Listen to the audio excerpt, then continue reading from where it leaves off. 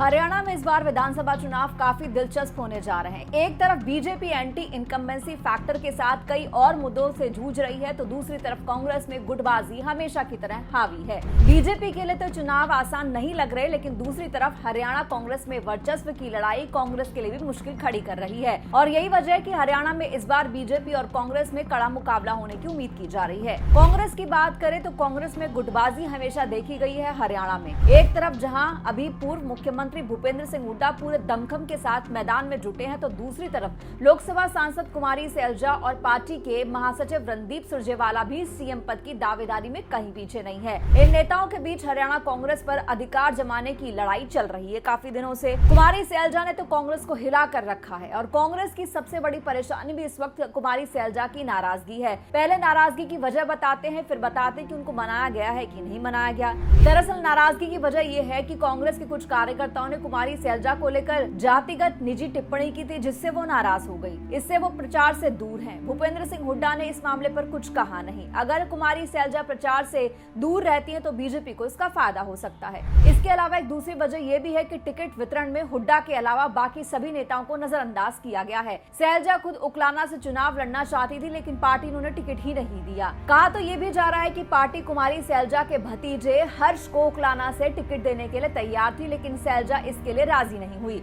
कांग्रेस उम्मीदवारों की 90 लोगों की लिस्ट में केवल 7 ही उम्मीदवार हैं जो कुमारी सैलजा के करीबी माने जाते हैं, जबकि 78 के करीब जो उम्मीदवार हैं वो हुड्डा ग्रुप के हैं। हालांकि कुमारी सैलजा ने अब ये साफ कर दिया है कि वो कांग्रेस छोड़कर नहीं जा रही, जैसे कयास लगाए जा रहे थे। लेकिन उन्होंने आगे ये भी साफ कर दिया कि हरियाणा में कांग्रेस की सरकार बनती है तो उनको सीएम पद से कम कुछ भी मंजूर नहीं, डेप्यूटी सीएम का पद भी उनको नहीं चाहिए, यानी वो किसी भी हालत में सीएम पद से कम में राजी नहीं होंगी। अब हाईकमान को पता है कि बवाल बड़ा है और बढ़ता जा रहा है, इसलिए मल्लिकार्जुन खड़गे अंबाला आने वाले थे दौरे के लिए, उन्होंने कैंसिल कर दिया। उन्हें पता चल गया कि कुमारी सैलजा अपने इस पुराने संसदीय क्षेत्र अंबाला में नहीं आएंगी उनके कार्यक्रम के दौरान। कुमारी सैलजा 12 सितंबर से हरियाणा में पार्टी प्रचार से दूर थी। हालांकि अब कहा जा रहा है कि कांग्रेस अध्यक्ष मल्लिकार्जुन खड़गे ने उनको मना लिया है। 26 सितंबर से सैलजा कांग्रेस के लिए प्रचार करेंगी, पर सैलजा अभी भी अपनी बात पर अड़ी हुई हैं। अभी भी उन्होंने सीएम पद की दावेदारी की बात कही है। 26 सितंबर को राहुल गांधी भी चुनाव प्रचार करने हरियाणा के मैदान में होंगे। कांग्रेस पार्टी को जो नजदीक से जानते हैं उन्हें मालूम होगा कि राहुल गांधी पूर्व मुख्यमंत्री भूपेंद्र सिंह हुड्डा की बजाय हमेशा कुमारी सैलजा को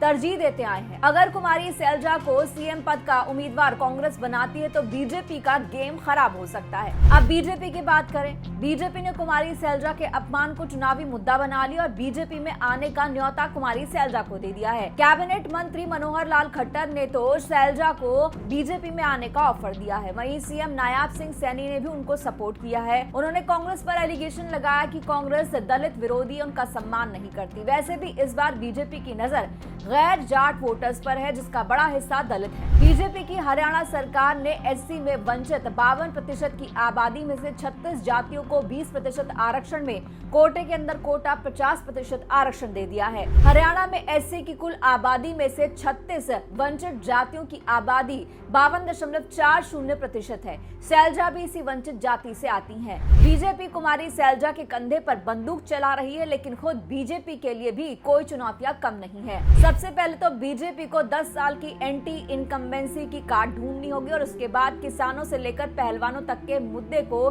जो मुंह आए खड़े हैं उनका हल निकालना होगा। अग्निवीर का मुद्दा भी हरियाणा की सियासत में खूब छाया हुआ है। अगर इस मुद्दे पर वोट पड़े तो बीजेपी के लिए काफी घाटा हो सकता है। इसके अलावा टिकटों के बंटवारे के साथ भी कुछ जगह असंतुष्टों की खबर भी सामने आई। कई बड़े बड़े नेताओं ने पार्टी छोड़ दी है। लोकसभा चुनाव 2024 की बात करें तो बीजेपी और कांग्रेस के बीच कांटे की टक्कर जो थी वो देखने को मिली थी। हालांकि ये भी सच है कि 2019 के चुनाव में 10 की 10 लोकसभा सीटें जीतने वाली बीजेपी 2024 के लोकसभा चुनाव में सिर्फ 5 ही सीटों पर सिमट कर रह गई है। वहीं कांग्रेस की बात करें तो उसने 2019 में एक भी सीट नहीं जीती थी, लेकिन अब 5 सीटों का सफर उसने तय कर लिया है। हरियाणा में वोट प्रतिशत के मामले में कांग्रेस को जबरदस्त फायदा हुआ है। 2024 के चुनाव में उसे 47.61% वोट मिले थे, जो कि 2019 के मुकाबले 18.74% ज्यादा थे। वहीं बीजेपी 11.91% वोट गंवा पाकर 46.11% वोट शेयर पर सिमट कर रह गई है। अब देखना होगा कि कुमारी सैलजा को मना तो लिया है, लेकिन जो ये सीएम पद की दावेदारी की बात चल रही है, ना हुड्डा पीछे हटेंगे ना कुमारी सैलजा पीछे हटेगी, तो इसको कैसे कांग्रेस निपटाएगी, कैसे दोनों नेताओं को समझाएगी?